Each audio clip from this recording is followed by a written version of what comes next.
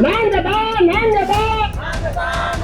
ஜிந்தாபாத் ஜிந்தாபாத் ஜிந்தாபாத் தமிழக அரசை விட மாட்டோம்.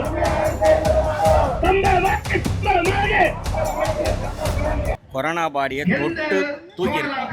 எலெக்ஷன் டிபார்ட்மெண்ட்ல நாங்கள் நைட்டும் பகலா பாக்ஸ் தூக்குதுலேருந்து எல்லா வேலையும் நாங்கள் செஞ்சிருக்கோம். நானும் அவரோட விஜய் ரசிக்கிறேன். எங்க தலைவர்கிட்ட நாங்கள் எங்க அண்ணன் கிட்ட நாங்கள் கோரிக்கை வைக்கிறோம். இந்த மாதிரி கஷ்டப்பட்டிருக்கோம். அதுதான் இனிமேட்டு பண்ணணும்னு தான் நாங்கள் கேட்குறோம். நாங்கள் அவர் எதுவும் தப்பா சொல்ல வரல. முதலமைச்சர் இப்போ வந்துக்கிற அமைச்சர் எங்களுக்கு பணிநிரந்தரப்படுத்தி எங்களுக்கு கொடுப்பாரு. நாங்கள் நம்பிக்கையோட இருக்கிறோம். எங்களை அதிமுக அரசாங்கம் நிரந்தரம் பண்றேன்னு சொன்னாங்க, கைவிட்டாங்க. திமுக அரசாங்கம் நிரந்தரம் பண்றாங்க, கைவிட்டாங்க. இப்போ புது அரசாங்கம் மாண்புமிகு ஜோசப் விஜய் முதலமைச்சராக வந்திருக்காரு. நாங்க ரிப்பன் மாளிகையில போராடும் போது பனையூருக்கு வர வச்சாரு. நாங்க இந்த வேலை செஞ்சாதான் எங்க பிள்ளைங்க படிப்பாங்க, மேல போவாங்க. இப்ப இந்த போராட்டம் எதுக்காக பண்றீங்க? இந்த போராட்டம் வந்து எங்களுக்கு பணி நிரந்தரம் பண்ணணும். அதுக்காக தான் நாங்கள் 10 வருஷமா சென்னை மாநகராட்சியில் வேலை செய்கிறோம். ஆனால் எங்களுக்கு ஒரு நிரந்தரமான பணி வேணும். அதுக்காக தான் இந்த போராட்டமே. நாங்கள் 13 நாள் வேலை இல்லாமல் போராடிட்டு மறுபடியும் வேலைக்கு வந்துட்டோம். ஆனால் எங்களுக்கு வந்து பணி நிரந்தரம் இல்லை. இப்போ வந்திருக்கிற அரசு வந்து எங்களுக்கு பணி நிரந்தரம் பண்ணணும். அதுக்காக தான் இந்த போராட்டம். ஆனால் இந்த அரசு வந்து 10 நாள் தானே ஆகுது. நாங்கள் தொந்தரவு பண்ணலை. எங்களுடைய கோரிக்கை சொல்லியிருக்கோம். அவர் செய்வாருன்னு ஒரு நம்பிக்கை எங்களுக்கு இருக்கு. சோ கோரிக்கை தெளிவுபடுத்துறதுக்காக தான் இந்த போராட்டம். ஆமா, அவருக்கு தெரியப்படுத்தணும். அதுக்காக தான் இந்த போராட்டம். நீங்க வந்து ஈசிஆர் பனையூருக்கு போயிட்டு விஜய் அவர்களை சந்திச்சீங்க இல்லையா? அவங்க கோரிக்கையை சொல்லும்போது அவர் என்ன சொன்னாரு? நான் ஆட்சிக்கு வந்தா செய்யறேன்னு தான் சொல்லியிருக்காரு. ஆட்சிக்கு வந்தா செய்யறேன்னு சொல்லியிருக்காரு. எந்த மாதிரி சொன்னாரு? எந்த மாதிரி செய்யறேன்னு சொன்னாரு? நான் அவரு கூட போய் பேசவில்லை. ஆனா எங்க ஆளுங்க சொன்னாங்க விஜய் வந்தா நம்மளுக்கு ஏதாவது ஒரு நன்மை செய்வாரு அப்படின்னு சொன்னாங்க. அந்த நம்பிக்கையில நாங்க இருக்கோம். போன ஆட்சியில நாங்க வந்து போராட்டம் பண்ணும்போது யாருமே எங்களை கண்டுக்கல.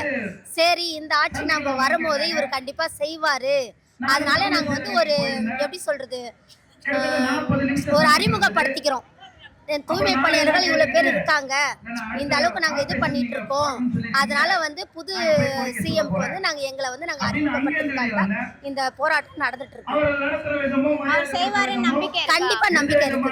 ஏன்னா இந்த அளவுக்கு வந்து நாங்க அவர் மேல நம்பிக்கை வச்சிருக்கோம். அவரும் எங்க மேல நம்பிக்கை வச்சிருக்காரு.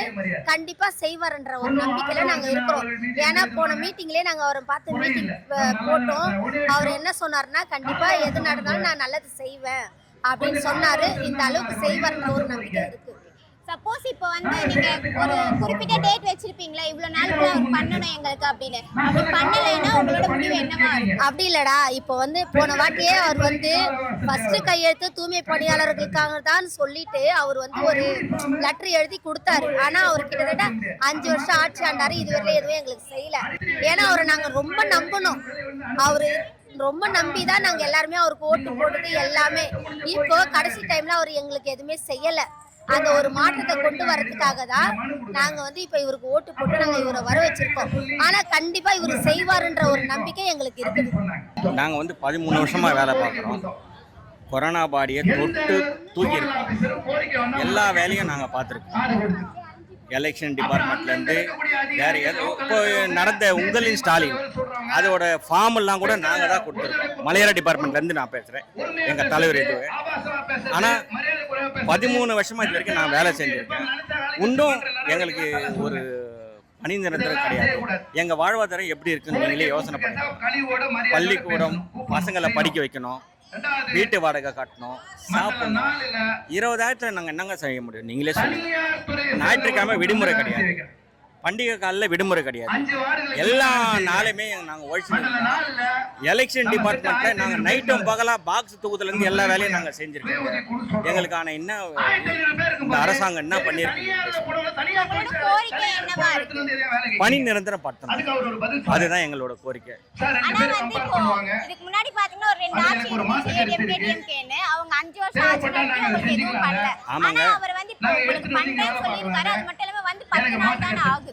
ஆமாங்க, நாங்க உடனே பண்ணணும்னு சொல்லி எங்களோட கோரிக்கையை அவர்கிட்ட, ஏன்னா தளபதியோட நானும் ஃபேன் தாங்க, எங்க தளபதியோட ஃபேன் தான் நானும் அவரோட விஜய் ரசிக்கிறேன்.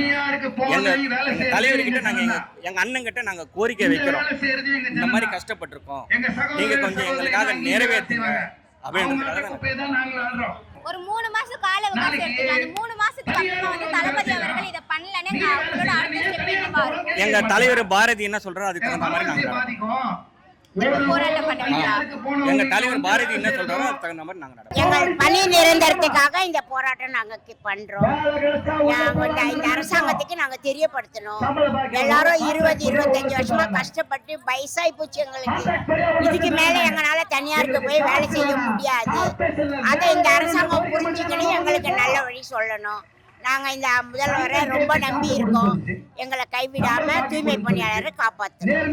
இந்த போராட்டத்தோட மூலமா நீங்க என்னென்ன கோரிக்கைகள் வைக்கிறீங்க விஜய் அவர்களுக்கு? விஜய் அவர்களுக்கு நாங்க எல்லாரையும் நிரந்தரப்படுத்தணும். கான்ட்ராக்ட் இருக்கக்கூடாது, தமிழ்நாட்டுல கான்ட்ராக்டை நீக்கணும் அப்படின்னு முதல் கோரிக்கையா வைக்கிறோம். நாங்க கான்ட்ராக்ட் இல்லாத எல்லாமே நாங்க அரசு உடைமையாவே இருக்கணும் அப்படின்றத கேட்கிறோம். அப்புறம் பெண்கள் பாதுகாப்பு ரொம்ப முக்கியம். அதை பண்ணியிருக்காரு, ரொம்ப சந்தோஷம். ஆனா எங்க தொழிலும் எங்களுக்கு வேணும்ல. எங்க தொழிலாதாரம் பாதிக்கப்படாம எங்களை காப்பாற்றணும். அதுதான் இப்ப இனிமேட்டு பண்ணணும்னு தான் நாங்க கேட்கிறோம். நாங்க அவர் எதுவும் தப்பா சொல்ல வரல. முதலமைச்சர் இப்போ வந்துக்கிற அமைச்சர் எங்களுக்கு பணி நிரந்தரப்படுத்தி எங்களுக்கு கொடுப்பாரு. நாங்க நம்பிக்கையோட இருக்கிறோம். நாங்க வந்து தூய்மை பணியாளர் மேடம். நாங்க வந்து 1 வருஷம் 2 வருஷம் வேலை செய்யல. நாங்க மொத்தம் ஒரு 15 வருஷம் 16 வருஷம் இந்த மாநகராட்சிக்காக உழைச்சி ஓட தேஞ்சிருக்கோம். எங்களை வந்து அதிமுக அரசாங்கம் நிரந்தரம் பண்றேன்னு சொன்னாங்க, கைவிட்டாங்க. திமுக அரசாங்கம் நிரந்தரம் பண்றாங்க, கைவிட்டாங்க.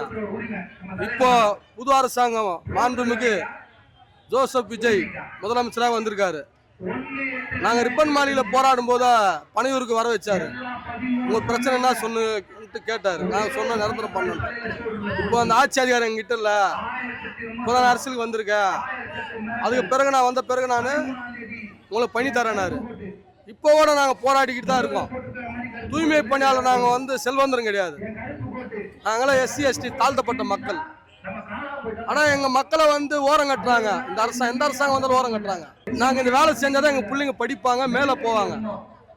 எங்களை அத்துக்கூலியில் வச்சாங்கன்னா கான்ட்ராக்டில் நாளைக்கு 5 வருஷம் வேலை செஞ்ச பிறகு வெளில துரத்துருவாங்க கான்ட்ராக்ட்காரன். அப்போ வயசான பிறகு வேற துறையில் எங்களுக்கு வேலை கொடுக்க மாட்டாங்க. அப்போ எங்கள் பசங்களை நாங்கள் எப்படி படிக்க வைக்கிறது, எப்படி பெரியாள் ஆக்குறது? ஒரு நிரந்தரமான சம்பளம் இருந்தால் தானே பசங்க படிக்க வைக்க முடியும். அப்போ அந்த இந்த ஆட்சி வந்து 10 நாள் தானே சார் ஆகுது? 10 நாள் தான் ஆச்சு. ஏன் இந்த போராட்டம் நடக்குதுன்னா, மண்டல 4ல் நாங்கள் வேலை செய்கிறப்போ பிரைவேட்டேஷன் ஆளுங்க 10 பேர் வந்து வேலை செய்கிறாங்க. இதே மாதிரி தான் ஜோன் 5 ஜோன் 6ல் வேலை செய்யும்போது, மண்டலம் 5 மண்டலம் 6ல் வேலை செய்யும்போது மெயின் ரோட்டில் வேலை செஞ்சு மொத்தத்தையும் புஷ்டாங்க. எங்களை வேலை இல்லாமல் துரத்திட்டாங்க. அப்போ தான் நாங்கள் போராடணும் ரிப்பன் மாளிகையில். அதே தவறு இப்போ நடக்க ஆரம்பிக்குது முதல் தடவை. இது வந்து ஒரு இந்த போராட்டம் எதுக்குன்னா நினைவுபடுத்துறதுக்கான போராட்டம். திமுக ஆட்சியில் உங்களை நிரந்தரம் பண்ணுறோன்ட்டு லாஸ்ட் 4 வருஷத்துக்குள்ளே கான்ட்ராக்ட் விட்டாங்க. எதுவுமே பண்ணல. இந்த அரசாங்கம் வரும்போது ஏன்னா நாங்கள் அவங்களுக்கு ஞாபகப்படுத்துகிறோம். இப்போ நான் வந்து செய்தே 11 வருஷமாயிடுச்சு. இந்த 11 வருஷத்துக்கு 5 வருஷம் செஞ்சாலே பர்மனெண்ட் கொடுக்கணும். ஆனால் எங்களுக்கு கொடுக்கல. பழைய ஆட்சியில் வந்து பண்ணுறேன் அப்படின்னு சொன்னாங்க, அவங்களும் பண்ணல. இப்போ அதனால தான் இப்போ இவரை நாங்கள் தேர்ந்தெடுத்தது. புதுசாக ஆட்சி மாற்றம் வந்ததுன்னா எங்களுக்கு ஏதாச்சும் பர்மனெண்ட் ஆர்டரோ ஏதாச்சும் பண்ணுவோம் சொல்லிட்டு தான் நாங்கள் இந்த போராட்டம் வச்சிருக்கோம். அவர் பண்ணுவாருன்னு நினைக்கிறீங்களா? பண்ண நம்பி தானே ஓட்டு போடுறோம், எல்லாரையும் நம்புறோம்ல. இப்போ அவங்களையும் நம்பி தானே நாங்கள் உட்கார வச்சோம். அந்த மாதிரி இவரை நம்பலாம் அப்படின்னு இவரை நாங்கள் நம்புகிறோம்.